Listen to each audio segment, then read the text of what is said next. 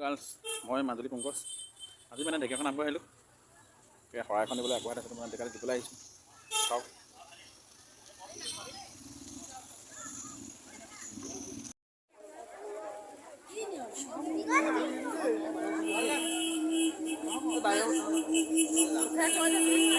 নাই ইয়াৰ সেইটো কোপন লাগে সেইটো পাছতে কয়